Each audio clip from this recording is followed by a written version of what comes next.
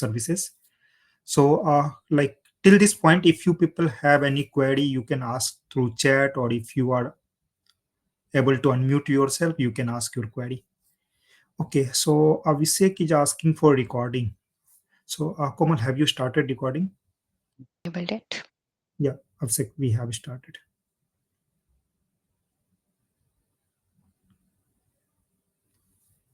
Okay, any other question from anyone? You can feel free to ask whatever comes in your mind.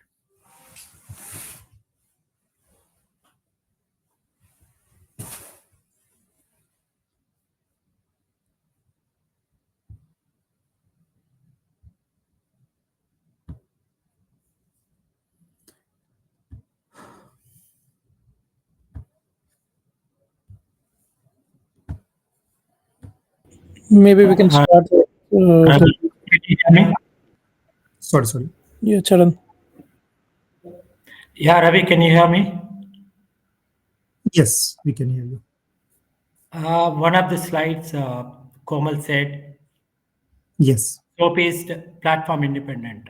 I don't understand how REST is platform dependent and how SOAP is platform independent. That is the one question. Okay, maybe Komal, you can share that, but like that slide, and we can check which point he's highlighting. Yeah, sure. Yeah, in the very first slide, you can see that point.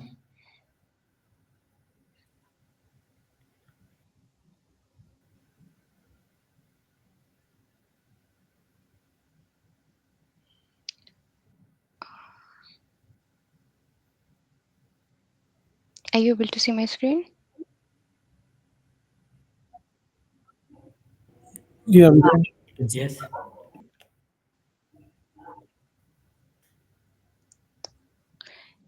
Okay, so I'm not sure, Sharon, which point you are highlighting. Okay, so first thing, like whatever you can see. Yeah, yes. Just making it platform independent. What do you exactly mean by it? I don't understand that. The Okay, third generally, point, I like, said. yeah, generally, if we are saying platform independent, okay, that means like irrespective of, you can say, technology and tool, you can communicate using SOAP services. Okay, let's say you have two systems. One is written in .NET and one is written in Java. Okay, now, like if you want to communicate between these two technology, okay, then one way we have, like you can do point to point communication, and you need to create one separate connector for that. Okay, and other way you can follow any of this ESB technology. Okay, irrespective of technology, it will help you to do data exchange. And what is key feature behind that? Like all these integration technology. Okay, and all these integration technology has their predefined connectors which we can use. Okay, and coming to SOAP services, like if you are talking about difference of SOAP services compared to REST services, then REST is nothing but it's a integration architecture pattern. If you are following that particular architecture pattern, those kind of services we name as a REST services. But coming to SOAP services, like it's a protocol. Okay, how, like whenever you are doing data exchange on network or internet, okay, you have to follow some protocol. In same way, like if you are developing any API using SOAP protocol, then that kind of services we generally term as a SOAP services. Okay, and in this particular protocol, we have set of rule, and that rule you must need to follow. For example, if we are developing REST API, like let's say if I am developing any REST API, then YAML file is mandatory or not? Can anyone tell me? Is it mandatory to use like define YAML file there or not? Yes, yes, it is mandatory. No. No, It's not mandatory. not Okay. mandatory. This is like whenever we are defining REST services, like this is architecture pattern which we follow to make your task easy, and it's easy to understand. Like like you can say we are following some set of rule or governance so that everyone can understand it quickly or easily. Okay. So whenever we are developing REST API, then RAML is not mandatory. But whenever we are creating any SOAP services, then WSDL file is mandatory. Without WSDL file, you cannot create any SOAP service. Is it clear? So one key difference you can say in term of like rigidity, like SOAP services, you must need to follow set of protocol. Then only you will develop your API and technically it will work. But coming to REST service, like its architecture pattern, we should follow. It's not mandatory. Okay. Like coming to methods. Okay. Instead of get method, you can use post method. Technically, it will not create error. Still, your API will work, but that will create some kind of misunderstanding for other people. Okay. Second thing, like in SOAP services, like it must be XML format. SOAP services only like whenever you want to do any kind of data transformation, you must need to convert your data into XML. Then only you will able to do data transformation. But in REST services, it support multiple format. Okay, so SOAP service is rigid, but security point of view, like it has their own security framework, like OWSM security framework, which gives more security to SOAP services. Okay, but in REST services, like we have like what I can say, we have still like a HTTP security policy which we follow. Okay, to secure our API. So this you can say like these are the major or basic difference we have between these two services.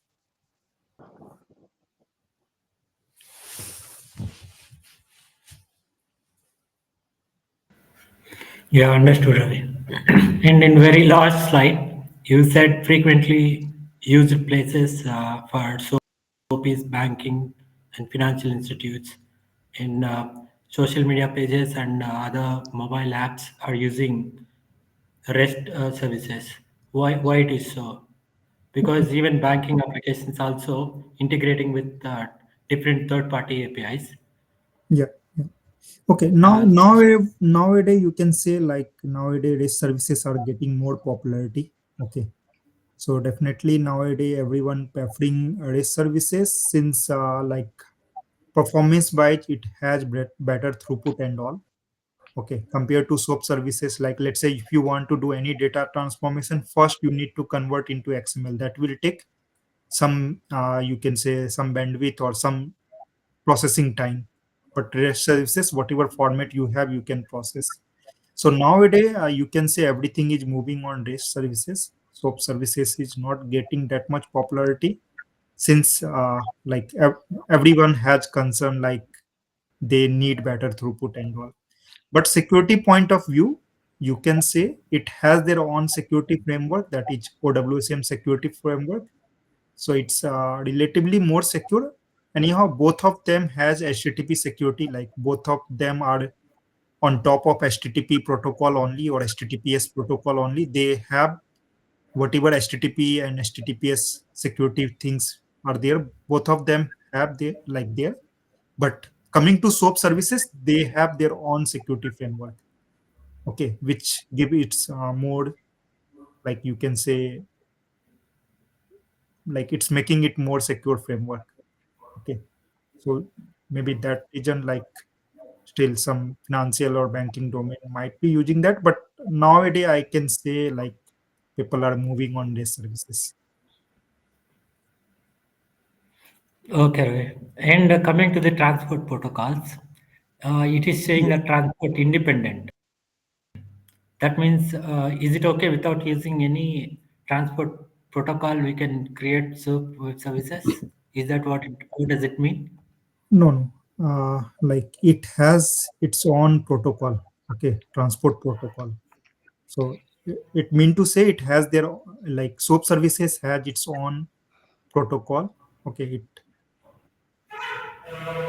it is on top of HTTP only, but it has on like its own secure like protocol you can say. I'm just trying to understand what is put independent and tightly coupled. Okay, this point, where you are referring actually? Fourth point.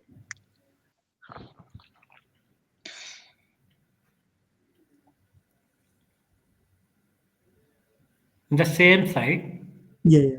it's the fourth one, Okay, transfer. so yeah, that point we discussed now already. Like in case of SOAP services, it follows SOAP protocol to exchange the data. It don't like rely on HTTP, HTTPS, SMTP, or TCP kind of thing.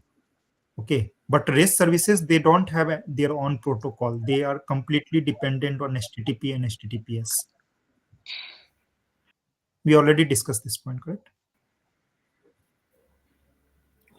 Okay, and in message service, it is showing verbose and complex. Both verbose and complex aren't the same.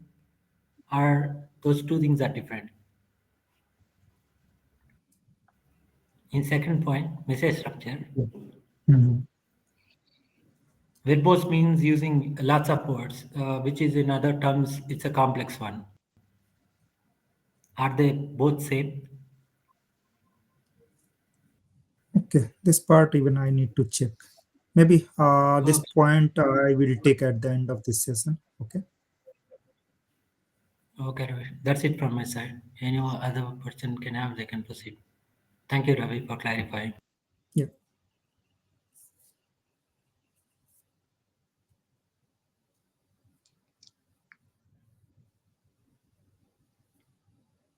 Okay. If not, then I will move on the technical part. Before that, yeah, I think we discussed lots of things. So let me quickly recap that. Okay. So first thing, like we discussed about the wattage SOAP services. Okay, and how this like structure of SOAP services work, and then we discuss about difference between SOAP and REST services. And most of you already like worked on this REST services, so you people are very much familiar with the REST services. And still in market, like there are many organization, or you can say clients, they are using the SOAP services. So many time, like when you are working in MuleSoft project, you need to work on SOAP services also. It can be in two way, like one is to exposing your services as a SOAP service, and second one like how to consume any SOAP services. Okay, so that part I will show you practically, and we have something included here in term of like how to play the with XML data. Since whenever you are uh, like you are involved with SOAP services, you must need to know how to structure or how to create XML data. Okay, so that part also we are going to discuss. So let me start sharing my screen and we'll go on that part.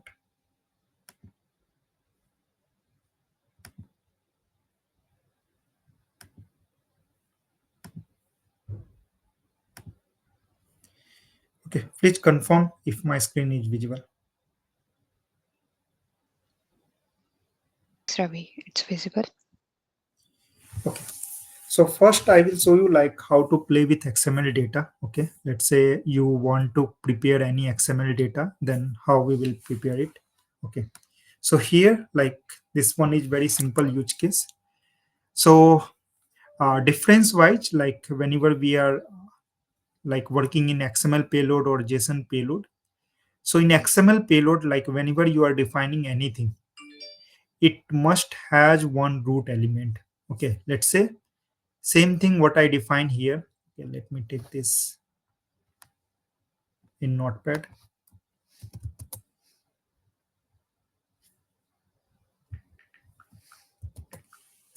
Okay, same thing if I want to define in JSON payload. Okay, you can define like this. Okay, let me do a small change.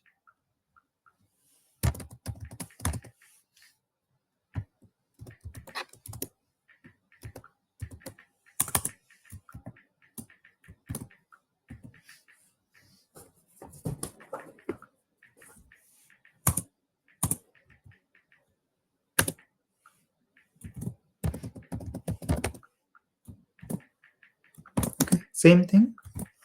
Here I'm defining.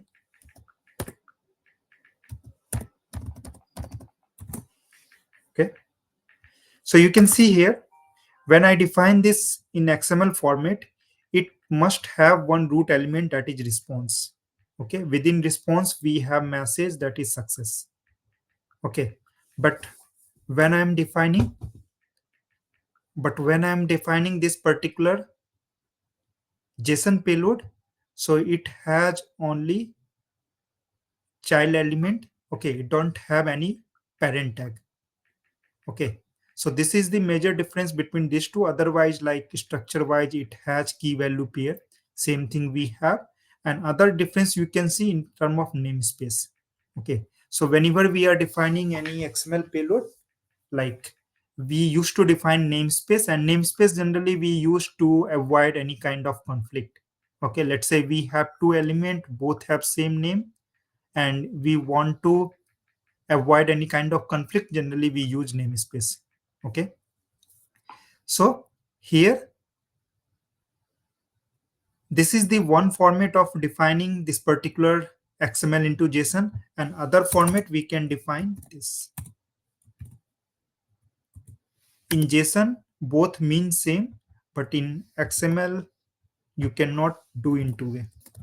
So here what I did, I defined this response, and within this response we have this message. Okay, everyone clear with this? These two JSON payload mean same thing. Okay, but when we are defining in XML, you cannot define like this. It's invalid.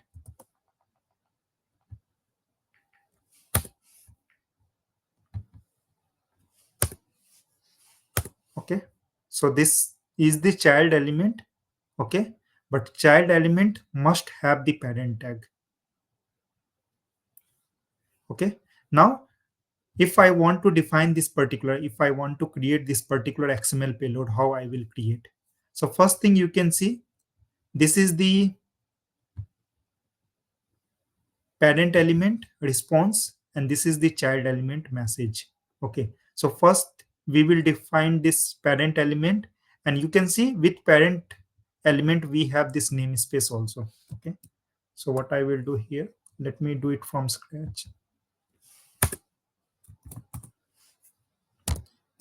Okay, this namespace part also, like whenever you want to use. Or anything else? Are you sharing?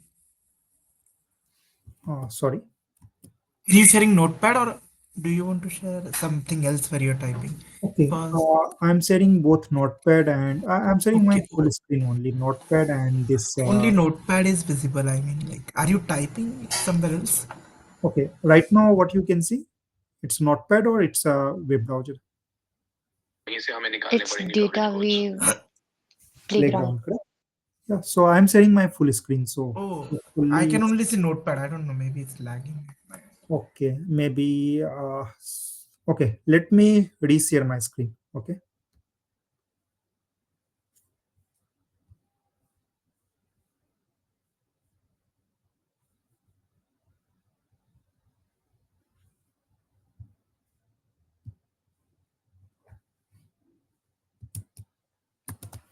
Okay. So we are talking about how to create this particular XML payload.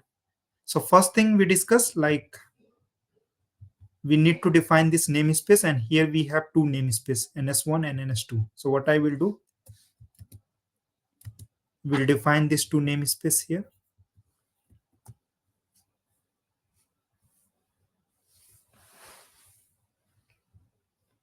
So syntax will be, first you need to give the ns, like this is the keyword to define any namespace, and then namespace name. Okay, and then this is the namespace value. Okay, generally it contains some URL and all. Second, I define the namespace 2. Okay, which is this one. Okay, and if you go to this particular XML payload, so response, this is the parent element, contains namespace 1. Okay, so what I will do here, inside this I will type ns1. Okay, and then hashtag, and then field name. So we have field name response. Okay, and within this response we have child element. What is the child element name? Message. Okay, so and message contains namespace 2. Okay, so what I will do, I will use namespace 2 and then has this. Okay, and here I will define, okay, sorry, it's a string value, so I will define the value. Okay, so in this way you can define very simple XML payload. You can create very simple XML payload using data view. Till this point everyone is clear?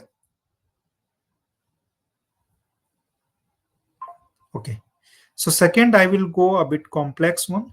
So you can see here. So here, okay, first let me explain this particular XML.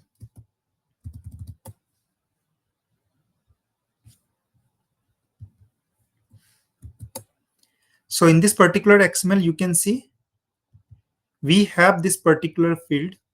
Okay, for this we have one attribute also. Okay, so attribute is another thing like which we use in XML.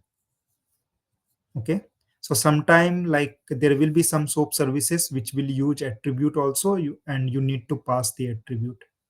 Okay, so how we will define the attribute and how we will pass it, so that we will see in this particular data view. So here you can see when we want to define the attribute, you need to give part. Okay, this is the syntax. Okay, like slowly once you will start working, you will be handy with this. So for attribute, you need to use syntax at the rate of, this is the syntax. Okay, for namespace, we use hash keyword, and for attribute, we use at the rate. So what is the field here? This is the parent element. Okay, this is the parent element. Let me compare it from here. Within this parent element, we have child element this. So I define the child element here. And for this child element, we have one attribute. Okay, and that attribute is name and value is response. Okay, so here you can see name and response is coming.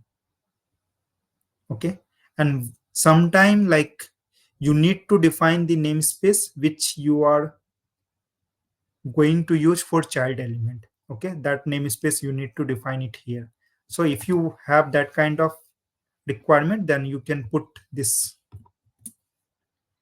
comma, and then you need to put here namespace key and value.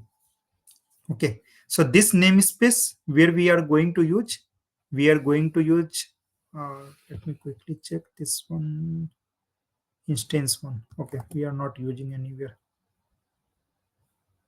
Okay, this namespace we are not using, but if you want to use, we can use in this particular XML. So here also, like what namespace we are using, that we are taking from here. Okay, and for namespace part, like I will suggest to define at the header part and use it. This will make this will make your data view syntax a bit easier. Okay, for attribute part, you must need to define at the time of your, you can say, body part only. Okay, so in this way, like you can define attribute and namespace in your XML payload, and that will be good enough to handle any kind of XML payload. So mostly you need to deal with namespace and attribute. So hope everyone clear till this point. Anyone has any query on this XML part, like how to create XML using data view?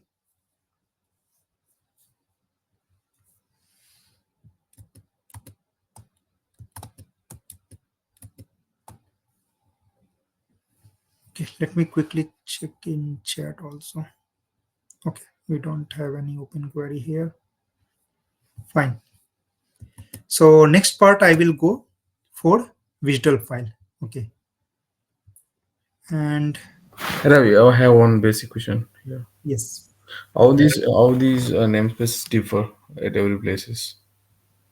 Like, is it how we can? I mean, I'm new to so just I want to know. Sorry, I didn't get your So like. how these namespaces differs in every places? Like we have instance, outbound, and XML schema, right? Yes. Yeah, how these differs?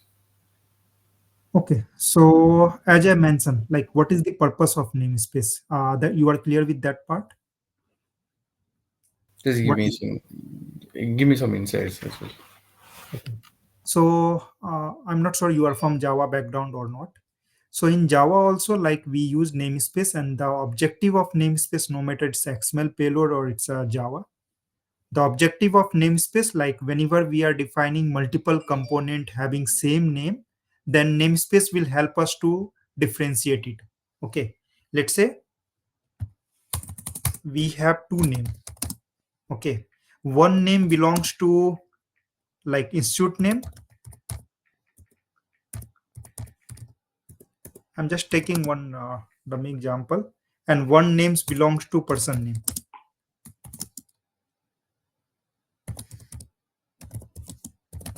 Okay, and this two name you need to define into same XML payload. Let's say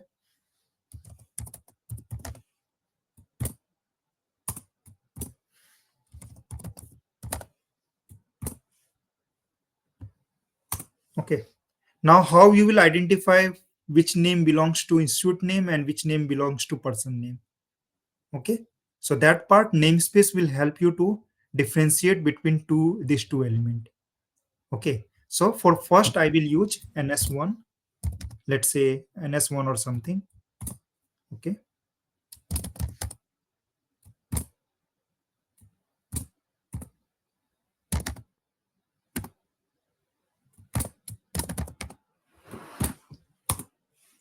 and for second one I will use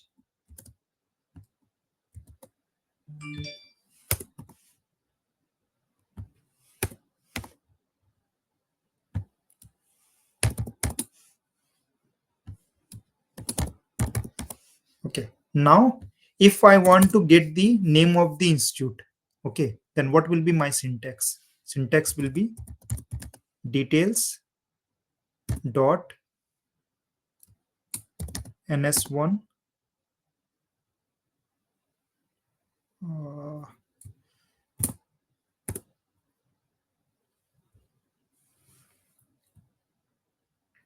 one minute. Okay, exact syntax I cannot recall at this moment, something like this. Okay, but if you want to get person name, then syntax will be details dot.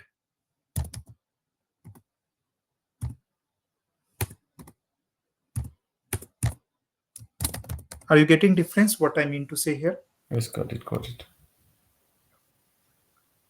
And this is not like specific for XML payload, it's for other programming language also. Wherever you see this namespace term, okay, generally it help us to identify difference between similar kind of element. Yeah, has correct, sorry.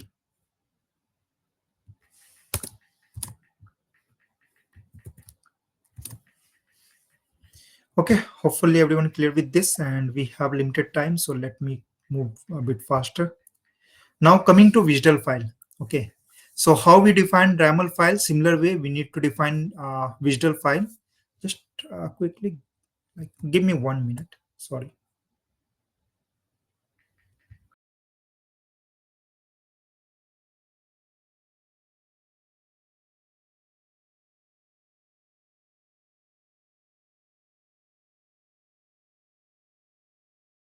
Yeah, sorry, I'm back. Okay, so how we define YAML file? Similar way, we need to define the WSDL file, and purpose is same. Okay, like in YAML file, we define the API specification, which describe the behavior of the API. Same way WSDL file do, like it describe the behavior of the API. Okay, so what generally behavior we are talking about? What is the input message structure? What is the output message structure? Then what is their resource name? what kind of operation it's going to perform. Okay, that those kind of thing generally we define in raml. So same way in WSDL also we define similar kind of thing only, but like terminology wise, or you can say like standard wise, it has some difference. Okay, so first thing you can see here, message. Okay, so message is nothing but it's a data type. Okay, how we define data type in our raml file. So same way you need to define here message. Okay, and another way we have to define this message, like you can create schema. Okay, and for schema also, like we have two kind of schema, inline schema and outline schema. Inline schema means like you are defining within your WSDL file, and outline means you are defining somewhere else and you are referring that schema within your WSDL. Okay, so this one is very basic one. Here I simply created two message. Okay, so first message belongs to request message and second message belongs to response message. And within this message, we have one child element, that is part, okay, which contains first name and it's of, sorry, it like, yeah, field name is first name and data type is string. Okay, same we have for response also, like this response message field name is say hello response, this is the parent tag, and child is greetings. Okay, and again data type is string. Okay, now next important thing we have here, port type. So in raml file we have resource name, but in WSDL file we don't have resource name. So what we define here, we define port type. Okay, so whenever you will work with any WSDL file, so what you need to do there, you need to select which port you want to talk. Okay, and within that port you can have multiple operation. So how we do in raml, like we have resource, within that resource you can define multiple methods. Same way here we have port, and within that port we can have multiple operation. So here port is hello port type and operation is say hello. Okay, and for this particular operation I'm using this particular two message, one for input and another one for output. Okay, and other thing is binding one. Okay, so what binding do? Okay, so okay, binding and service, we have two things, one is binding and another one is service. So this binding will help you to connect this service with this port type. Okay, and what service will do? In service generally we define the endpoints of our like a particular application which we are going to develop using this WSDL file. Okay, so here you can see location is this, but when we will deploy on Cloud Hub, this location will change. So one thing I checked, like when we deploy on like other integration technology, there this location will change automatically based on your actual service endpoint. But in MuleSoft, it's not changing. Okay, so you need to do it manually. That I will show you. Like once I will deploy, I will show you. Okay, so in short, it contains few key things, like one is schema. Okay, another one is message. Okay, in message we define the request and response structure. Okay, and then we have port which contains multiple operation, and then this binding helps to make connection between these services and port. Okay, so this is very simple visual file which we are going to use to expose our API as a SOAP service. Okay, so this visual is ready. Now what I will do, I will go to Anypoint Studio. Okay, till this point, if you have any question, you can ask. Let me quickly check in chat also. Okay, I cannot see any. Ravi, can you, Yes, I can hear you. while defining data types, you use word part. Is it necessary to use part? Why is it carrying sense over there? Okay. So first thing, like there are some standards. Okay. Like there are some standards and keywords are there. Okay. You cannot skip those keywords and those like standards. Okay. So this is the structure of defining any message. Okay. So whatever keywords you can see, these are the keywords. Okay. They have defined some way they can, like at the time of at the time of build and deploy, they will able to identify what exactly they need to create as part of build package. Okay. So any programming language, they have some predefined keywords and things that you cannot change.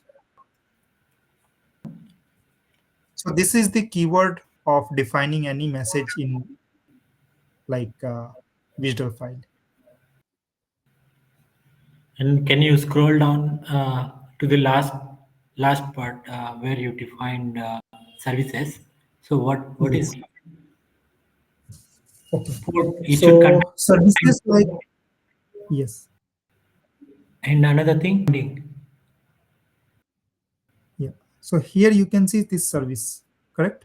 So what this service contain, location, like it service will tell you where exactly your service is residing, in which location your service is deployed or residing. Okay. So when you will get any visual file, okay. So within that visual file, this particular location you need to use to call your visual file. Are you getting my point? yes, Ravi. So this within your visual file, whatever service location you will define, like that denotes which, like in internet, where exactly your application is deployed. Okay. So whatever location you can see, if you want to call this particular application, within this application, if you want to call any particular like operation. Okay. So first thing, you need to go to this particular location and then you need to give the operation name, and then you will able to call that particular service. So for this, you need to wait for some time. Okay. Once I will create one simple application, then you will able to understand it. On high level, you got things or not? Yeah, yes, Ravi. Okay. Just wait for 5-10 minutes, then you will get clear picture. Okay, fine then. So first thing here, I want to create one SOAP service. So okay, we are running out of time. Let me quickly do it. So first, go to File, New, then Mule Project.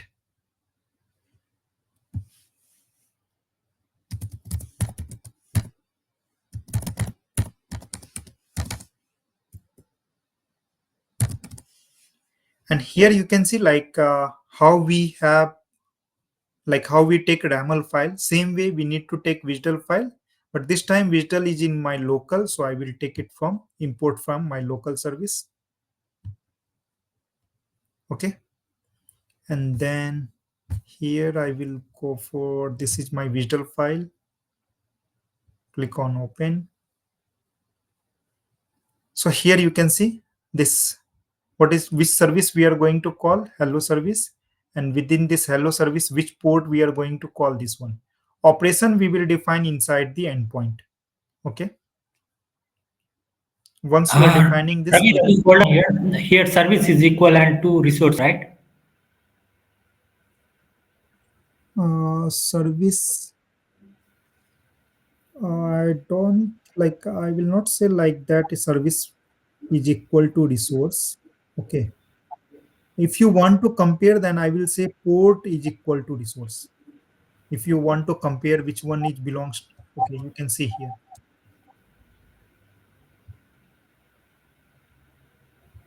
This port can have multiple operation. How we define in resources. One resource can have multiple methods, correct? So same way, this port can have multiple operation. Okay. Okay, since you opened this one, NS stands for namespace. What does TNS stands for? Okay, all are namespace. Where exactly you can see TNS? Can you tell me this TNS? Okay, yeah, this is also namespace. This Okay. is the structure of namespace. Okay, you can give any name, NS1, TNS1, or anything. All these Okay. you can see this SOAP, TNS, XST, all are namespace only. Is it clear? Yes, Ravi. Yeah. Okay, so service and port I selected and click on finish.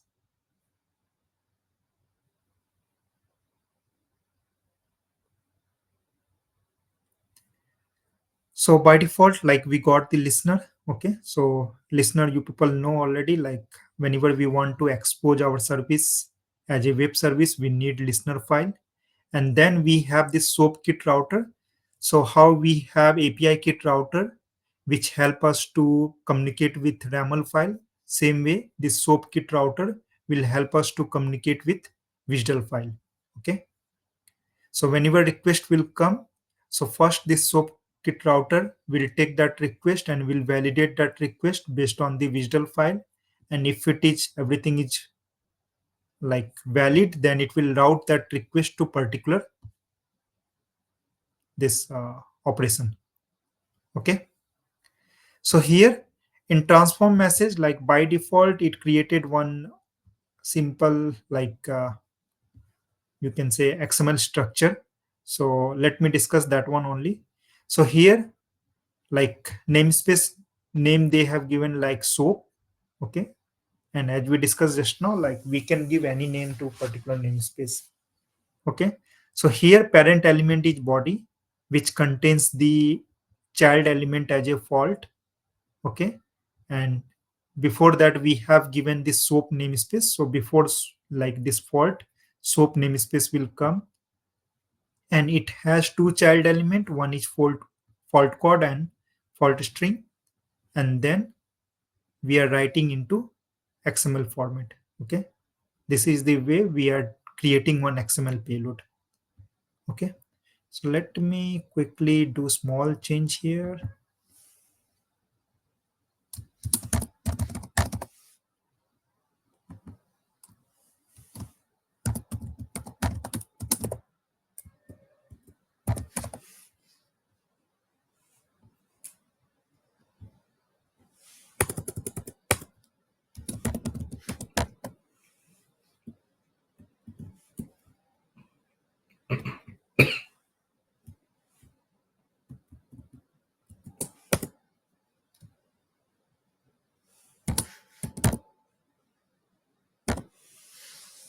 Okay.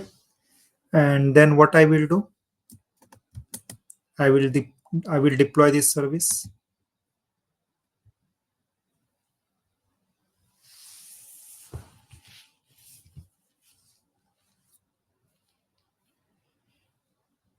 Okay, so let this service deploy. Meanwhile, what I will do, like how you will test this particular application.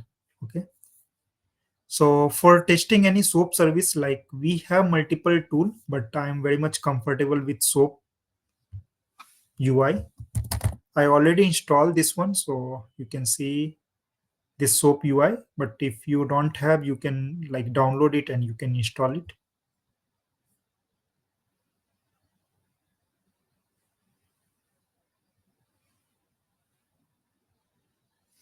So meanwhile, I'm creating the like request structure in our SOAP UI. So we can call this particular service.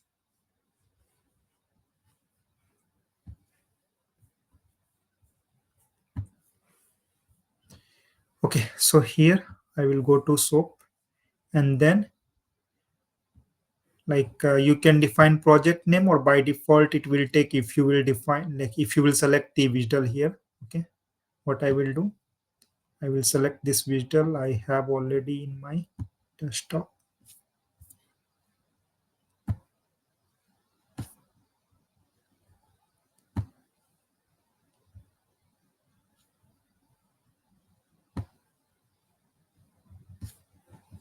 Okay, so based on visual, it like automatically it will create everything. Okay, you just need to update the endpoint and you will able to call your service. So as per the message structure, it should contain the first name in request payload. Okay, and this is the endpoint which you need to update. Okay, generally we take this endpoint from service of the WSDL, but at this moment, like we haven't deployed. And in MuleSoft, I seen like even if you will deploy this service, like you will deploy your application, service will not generate automatically. But if you go for any other integration technology, this location will be updated automatically and it will take the location of your like server where exactly you deployed your application. So no worry, like you can define it manually. At this point, we have deployed this service in our local, so host and port will be.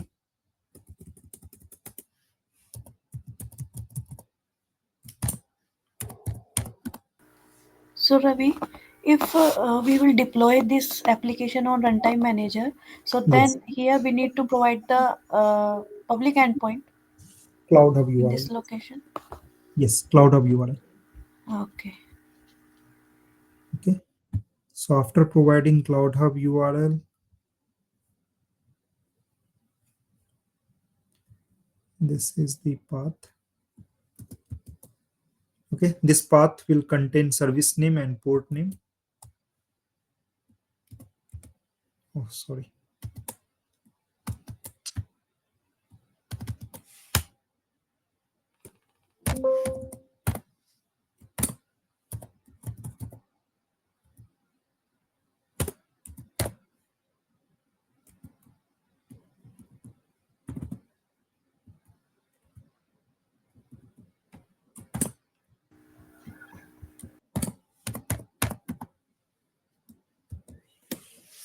Okay, now you will say like where we are defining the operation name, correct?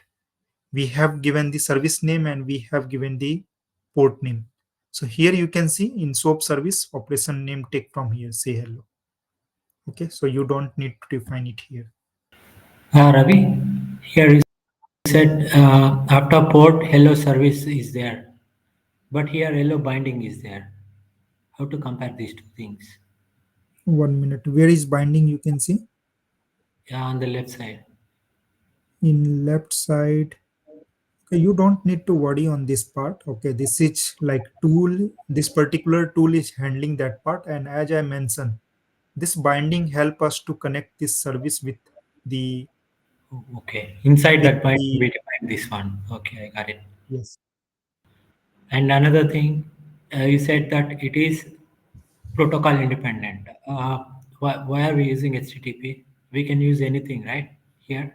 Okay, so like in PPT we mentioned it's a protocol independent. At the same time, like in PPT we have in bracket we have given HTTP, HTTPS and all.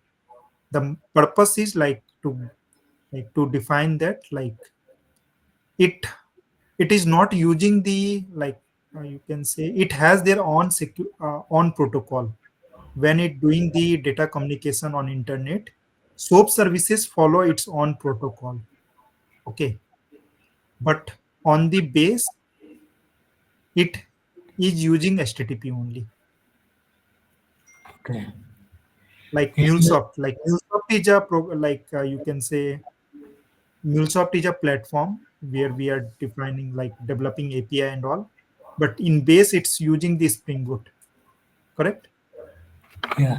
And in the notepad, you did not use SOAP env and envelope. Now here it is showing SOAP env envelope. What happens if I Okay, remove it? 1 minute. Which one you are saying? This one? That, yes, SOAP env envelope. It's auto-generated one, or else Okay. we need to Yeah, define it this as is well. the structure. Okay, this is the structure. So whenever you are developing, whenever you are calling any SOAP services, you must need to pass the SOAP envelope, which contains two parts. One is header and another one is body.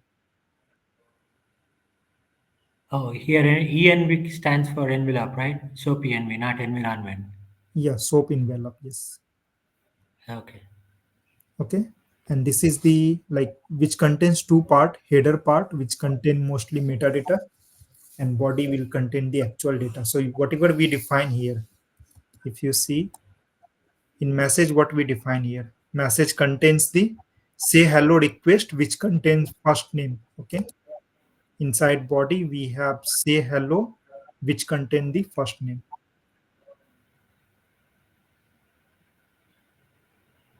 Parent element is say hello and child element is first name. Hope it's clear. Yeah. Okay, so service is already deployed. Let me add breakpoint so you people will have proper visibility. I will call this. Okay, so we received request in HTTP listener. It passed that request to SOAP router. Okay, now the SOAP router will call the WSDL file to validate this request. If it is valid, so which particular operation we are calling, say hello. So it will pass this request to say hello. Okay, so like that request is valid request, so it pass that request to particular operation. Okay, within this operation it will create one XML response and then it will return that XML response. Okay, and here you can go to XML tab and you will able to see. So again here we have body which contains the SOAP hello response and which contain this structure like success code, success string, and then all this what we define there.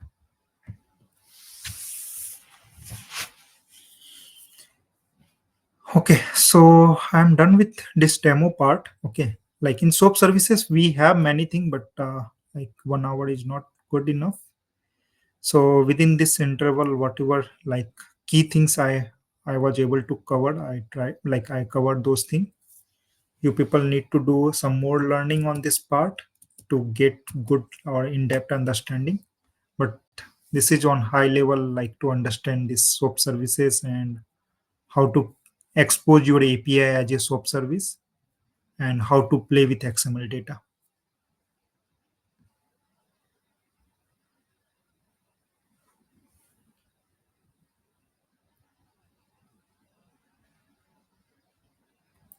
Okay, so Komalpreet, I'm done with my part. Ravi, just one question. Let's say if we have deployed the this application on the runtime manager and we got the endpoint, then we Yes. need to change this endpoint. So will we change it at the studio level and then we'll again read make the jar file and then redeploy that? Okay, let me quickly share my screen again. Okay. So let's say you deployed your service, your application on Cloud Hub. Okay. Actually, I had planned for that, but we are almost 10 minutes over from our meeting time. So I'm not doing that. But what you need to do, whatever like endpoint you will get, you just need to update here. Other thing will be as it is.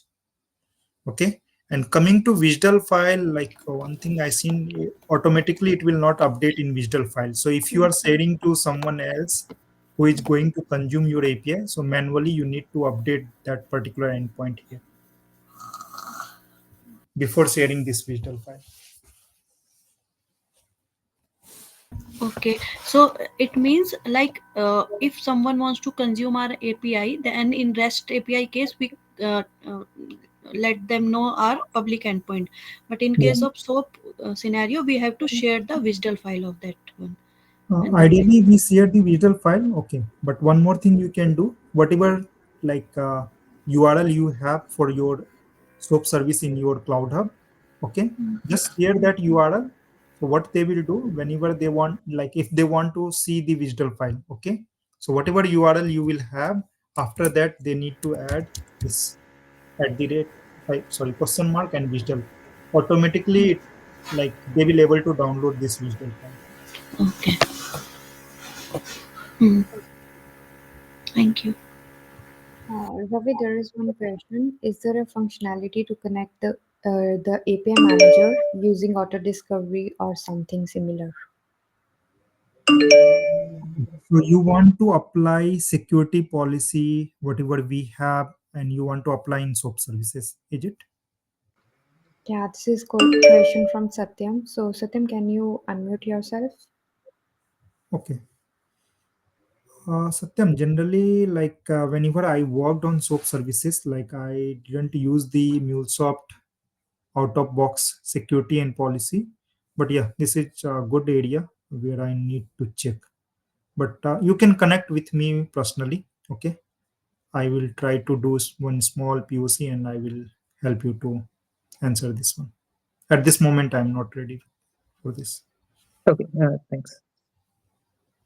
Since like mostly in SOAP services, like we don't use this out of box security policy, and whatever security policy we have, like for OWSM, that we are using. Got it. Thanks.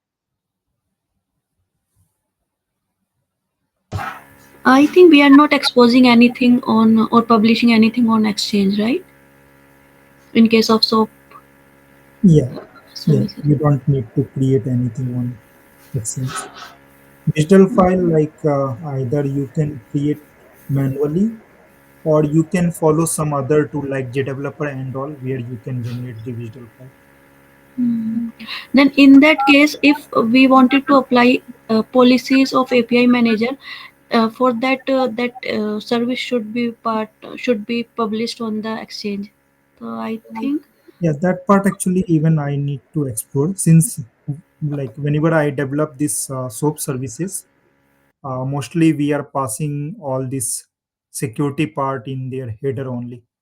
Okay, and based on that header, we are doing all the validation. So that part maybe I will double check and I will let you know. If you want to apply MuleSoft out of box policy in SOAP services, then how we can do it. yeah, sure, Ravi. Thank you.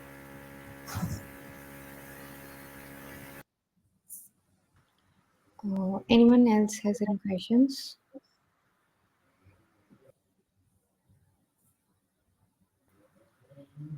If no, can we, if you all feel comfortable, can we have a quick uh, selfie or a picture together before wrapping up this meetup?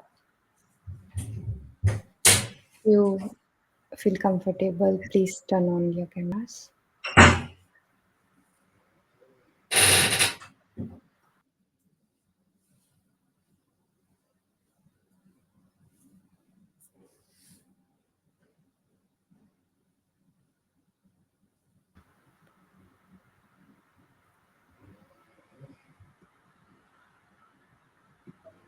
I hope this is too late for anyone to switch on the camera.